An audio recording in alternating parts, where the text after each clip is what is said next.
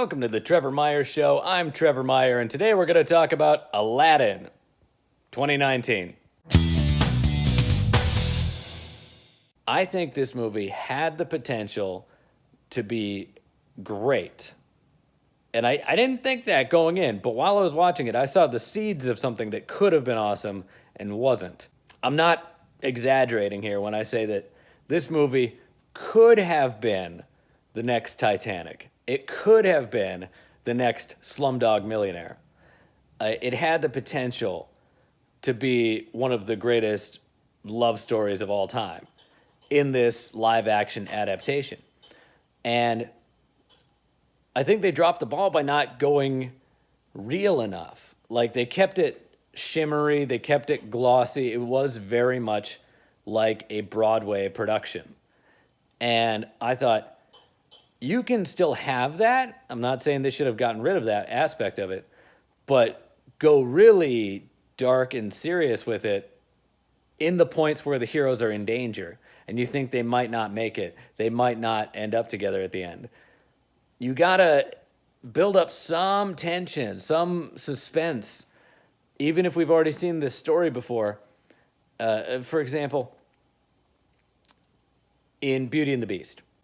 At the end of the animated film, if I remember correctly, Belle tells the Beast that she loves him, and then all the household items that are possessed by old humans turn back into humans. And everybody's happy. But in the live-action version, she does that. She says that she loves him, and she's too late. And all of the objects freeze and turn into inanimate objects with no soul, no personality. And I was watching that, and I was like, oh my God, what just happened? That's not right. That's not, they're supposed to be okay now. What happened? And then the witch shows up and, brings them back to life. But there's that brief moment where I'm like, oh my God, are they not sticking to the source material? What? Oh, no, never mind, they are. And you just got to give the audience just a little bit of panic where they're like, oh my God, they're not going to do it. And I thought one of the best places to put that would have been on the Magic Carpet ride that we all know about. We all know this song, all right? A Whole New World. I thought that because they rush it. It goes so fast. The whole movie goes so fast, which is weird because it's like 40 minutes longer than the animated version, and yet I feel like they cut stuff out. And in the actual movie, they just start singing immediately. They get on the carpet and they start singing, which is what happens in the animated movie. So you could say, they're just staying true to the source material. Yeah, but when the original movie came out, nobody had seen that before. So you gotta, again, play against the expectations. So this time, they get on the carpet. We know they're supposed to sing.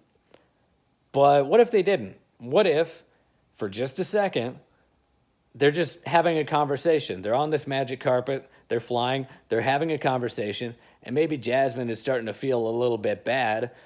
She's feeling sorry for herself, she's feeling down, and Aladdin very quietly just starts singing the song A Whole New World, as if to cheer her up or make her feel better. And as you get to the chorus, you ramp it up into this big theatrical number, and it ends with a big finish, like the version we know. But just a little bit of tension to make you think they're not going to do it, that they're going to deviate from the source material, and you have that little bit of fear. You're like, oh my God, they're not going to do it. What the hell? And then they do it, and you're like, oh, thank God. Just something like that, just little things like that. And the way that I would have done this, and I keep going back to it, is Moulin Rouge. That's a movie that's very bright, very theatrical, and it is at some points very much like a Broadway play, but goes dark when it goes dark, and it feels very real when it gets very real. And they really put these lovers in danger, and they make you doubt that they're going to end up together in the end. And the way I would have done A Whole New World is the same way that they do Your Song by Elton John in Moulin Rouge, where he's saying the lyrics to the song as a poem, and then he starts singing it, and it's real quiet, and it's just him, no music in the background, and by the end, it's this huge theatrical thing, a big, huge musical number, and that's what I would have done. Going back to the beginning of the movie, I don't understand this at all. There's no introduction to Aladdin and Jasmine before they meet in the marketplace. In the Aladdin animated movie, you have Aladdin being a thief, living his life. It's called the everyday life. It's called the setup, all right, in screenplay structure. And you have the princess, Jasmine, in the castle, and she's not allowed to leave, and she's got to sneak out. She's having conversations with her father before she meets Aladdin. Again, that's called setup, her everyday life, ordinary world. This is hero's journey stuff here. And then you have that great catalyst moment where they meet in the marketplace. That's their first scene in the live action movie, which confuses the crap out of me.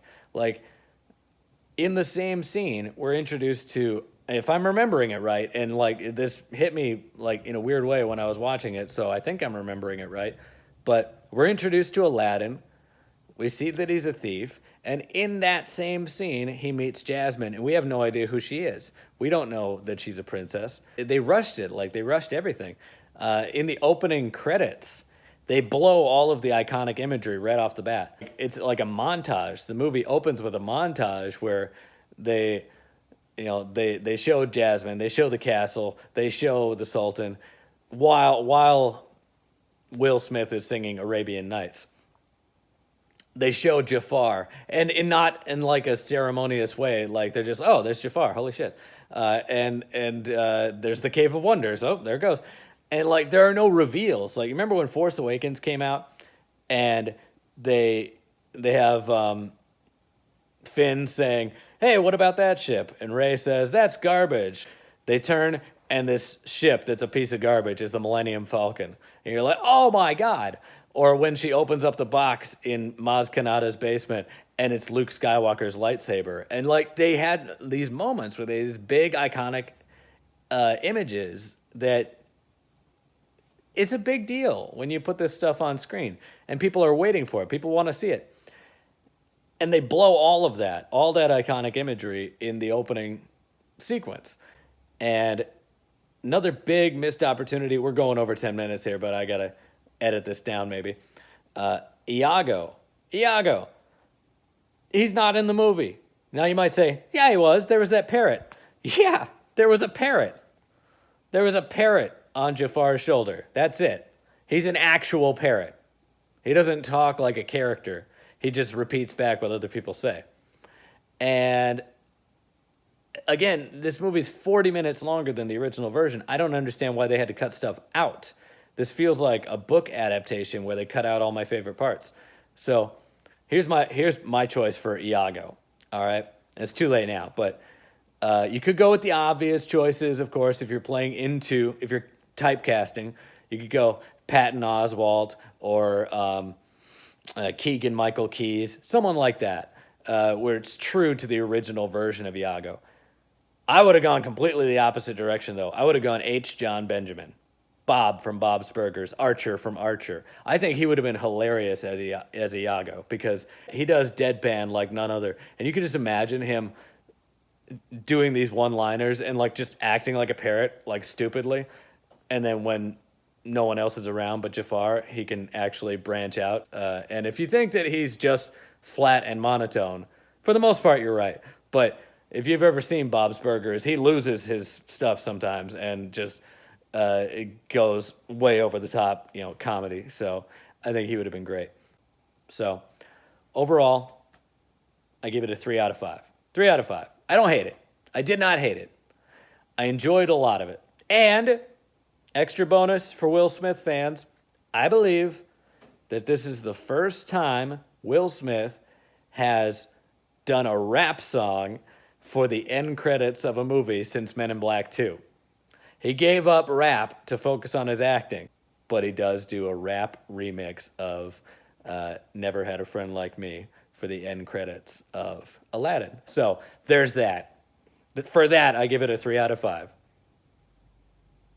If you like this video, please like, subscribe, and share. See you next time.